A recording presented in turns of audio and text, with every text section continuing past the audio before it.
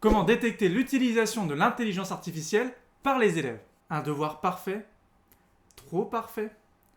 Est-ce le travail de l'élève ou est-ce celui de l'intelligence artificielle? Voyons ensemble comment le vérifier sans tomber dans la paranoïa. L'intelligence artificielle est déjà présente dans nos classes et les élèves savent déjà l'utiliser dès la fin du primaire.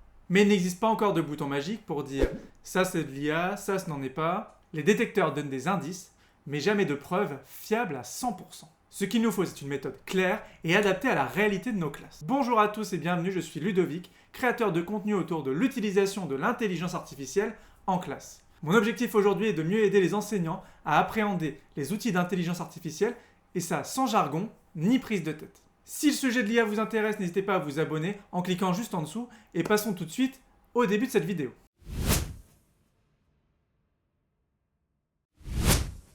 Pour éviter les suspicions permanentes, je vais vous proposer une méthode très simple en 3 points. On va l'appeler méthode des 3 P.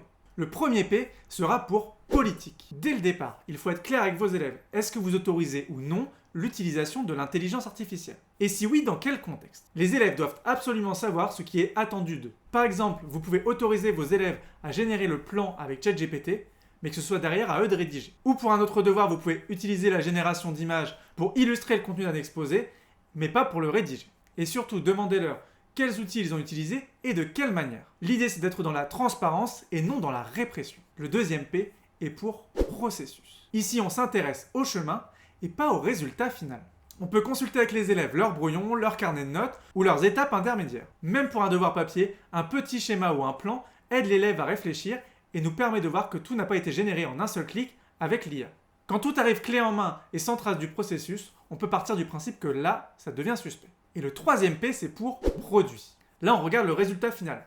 Est-ce que ça colle au niveau habituel de notre élève? Est-ce qu'il peut reformuler ou expliquer ce qu'il a écrit aisément? Très souvent, un petit oral de 1 ou 2 minutes suffit à lever les doutes.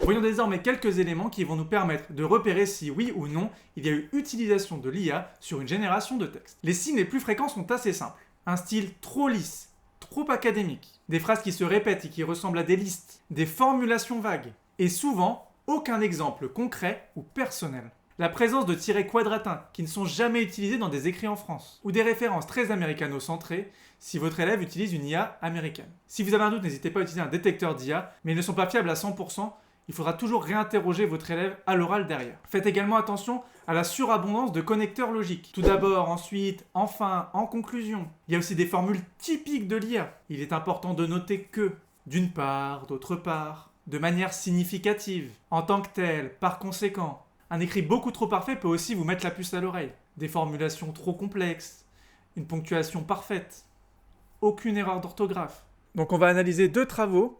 L'un généré par IA et l'autre créé par 2 élèves. Pour ce travail, on observe tout de suite qu'au niveau structuration, on est loin de ce que ChatGPT propose et on est vraiment sur un travail au niveau des élèves. Les tournures de phrases sont simples, les phrases sont concrètes et vont droit au but. On voit même un schéma qui a été réalisé à la main par les élèves et qui prouve beaucoup plus facilement l'authenticité du travail. Si on va voir sur notre deuxième exemple, on retrouve des traces caractéristiques d'une utilisation d'IA. Dans un premier temps, on a une structure extrêmement bien calibrée, avec des chapitrages par numéro et par lettre. On relève également ce genre de traits caractéristiques de la séparation de chapitres sur ChatGPT. On a également un vocabulaire qui ne correspond pas à celui de nos élèves. Par exemple, le mot négrière ou certaines formulations de phrases comme « et a laissé un héritage durable encore visible aujourd'hui à travers les inégalités et le racisme ».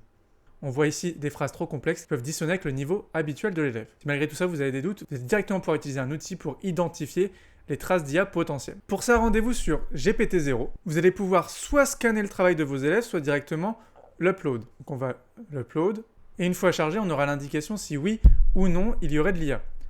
À 1%, on va pouvoir considérer qu'il n'y a pas d'IA utilisée par l'élève. Ce qui est bien en adéquation avec le travail que j'ai proposé juste ici. Désormais, on va voir un petit peu ce que ça donne du côté de l'autre travail entièrement généré avec ChatGPT. Là, on a 78% humain, ce qui est en soi assez faible. Quand vous avez un taux aussi faible, en dessous des 95%, vous pouvez commencer à avoir des suspicions et c'est là que vous allez pouvoir aller questionner un peu plus vos élèves pour voir s'ils maîtrisent ou non leur travail. Vous allez pouvoir, si vous n'êtes pas sûr, utiliser la fonction scan avancé. Là, il va vous donner un peu plus d'outils pour comprendre tout ça. Par exemple, il va nous donner des phrases typiques de la génération de texte par IA, et à l'inverse, des phrases typiques d'une génération humaine. À vous de voir si vous êtes en accord avec ce qu'il souligne. Bien sûr, ça sera à vous de re-questionner l'élève et de prendre la décision finale sur est-ce qu'il y a eu utilisation de l'IA ou non.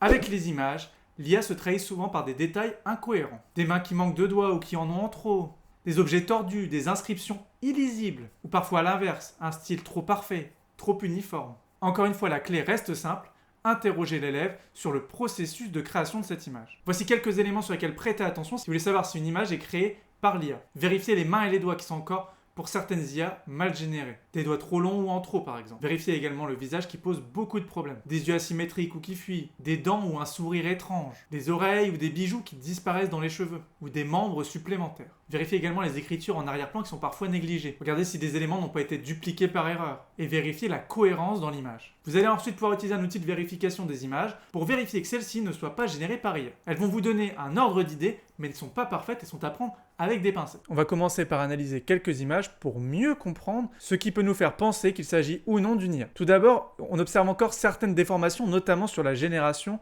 de personnes. Si je zoome, on voit par exemple ici un souci avec la lunette, un problème avec les doigts. On voit également un visage irrégulier et des lunettes difformes. On voit également une pointe de stylo pas au bon endroit. Si on zoome sur le texte, on se rend compte qu'il y a soit rien d'écrit, soit juste des lignes, soit des mots avec des fautes. De loin, l'image semble cohérente, mais de près, on voit tout de suite qu'il y a eu génération par IA. Voici une deuxième image un petit peu plus réaliste. Donc là, la génération a été faite en anglais. En soi, ça pourrait juste être une image qui a été prise sur Internet. Là, elle est quand même vraiment bien faite. Elle a été faite avec Nano Banana. Mais on voit juste en dessous le petit logo de Gemini qui a été laissé.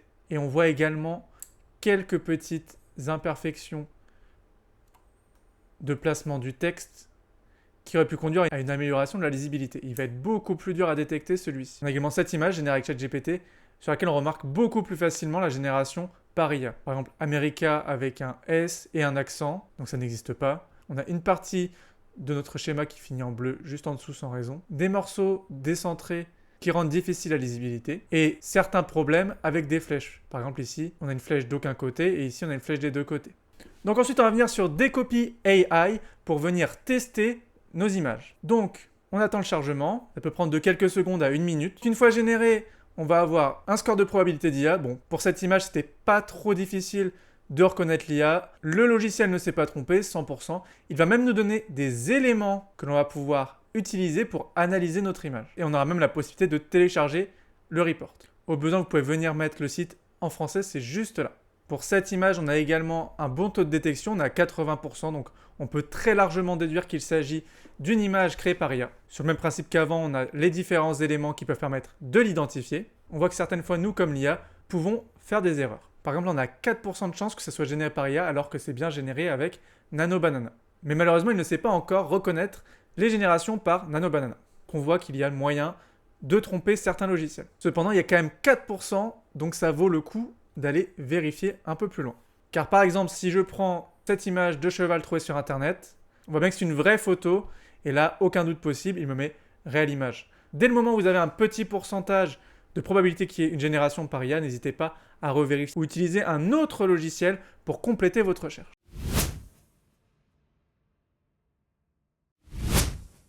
Et enfin, pour les vidéos, on repère très vite les anomalies, car pour le moment, c'est ce qui est le plus difficile à générer.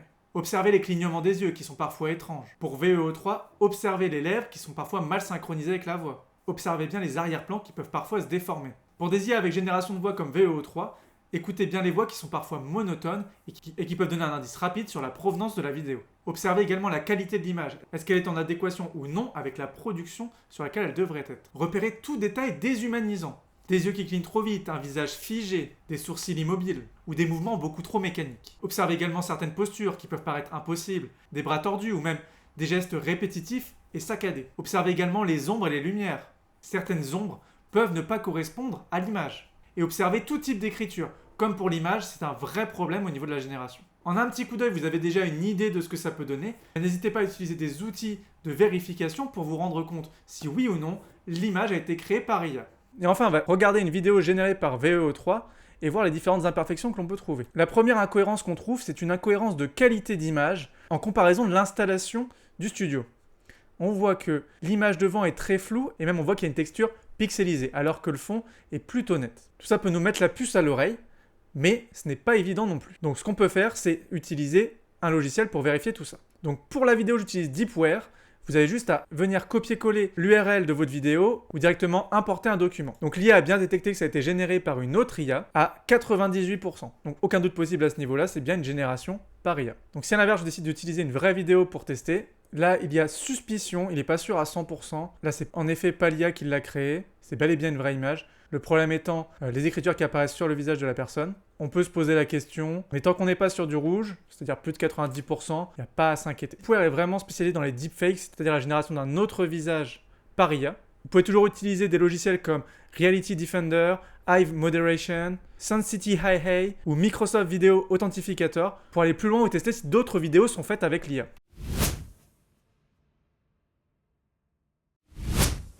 Plutôt que de faire la chasse pour savoir si oui ou non l'IA a été utilisée, pensez également à concevoir vos évaluations pour empêcher l'IA de pouvoir la réaliser. Un outil très pratique de Magic School a été mis en place pour reformuler vos devoirs dans ce sens. J'en ai parlé dans ma vidéo tuto sur Magic School que vous pourrez trouver juste au-dessus. Je vais vous donner quand même quelques éléments pour restructurer certains de vos devoirs. Découpez les travaux en livrables avec des étapes intermédiaires. Ainsi, vous pourrez contrôler le travail de vos élèves. Ainsi, vous pourrez contrôler le travail de vos élèves au fur et à mesure et ça évite qu'il n'y ait que le produit final. Donnez des sujets personnalisés qui parlent à vos élèves et qui sont donc plus difficiles à automatiser. Demandez-leur par exemple de faire une interview sur le métier de leurs parents, sur une de leurs passions, en bref, sur un sujet auquel l'IA n'a pas la réponse. Si vous autorisez l'utilisation de l'IA, demandez un petit carnet de bord pour que vos élèves puissent y écrire à quel moment ils ont utilisé l'IA et pourquoi. Vous pourrez ainsi revenir avec eux sur leur pratique de l'IA, est-ce qu'il était pertinent ou non de l'utiliser à ce moment-là. L'idée n'est pas de les blâmer, mais de les aider à avoir la pratique la plus responsable possible avec l'IA. Et surtout,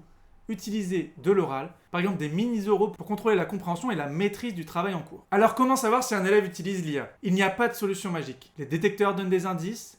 Vous pouvez également maintenant trouver certains indices sur les productions. Tout ça vous donne des indices vers lesquels bifurquer, mais ne formulera jamais une preuve à 100%. La vraie clé, c'est une combinaison. Instaurer un cadre clair, une trace des différents processus et utiliser la validation orale si elle est nécessaire. Et surtout, n'oublions pas, notre rôle n'est pas de piéger les élèves, mais de leur apprendre à utiliser ces outils de façon responsable et transparente. Merci beaucoup d'avoir suivi cette vidéo jusqu'au bout. Si elle vous a plu, n'hésitez pas à vous abonner à la chaîne si ce n'est pas encore fait et cliquez sur le bouton j'aime juste en dessous. Et partagez-moi en commentaire comment vous avez formé vos élèves à utiliser l'IA dans votre classe ou si au contraire pour le moment vous l'avez totalement interdit. Si vous voulez en apprendre plus sur l'utilisation de l'intelligence artificielle en classe, vous pouvez rejoindre la communauté en ligne IA Éducation sur laquelle plusieurs centaines d'enseignants échangent sur les pratiques IA dans leur classe. Et surtout n'oubliez pas, continuez d'explorer, d'adapter et d'innover car l'école d'aujourd'hui commence demain.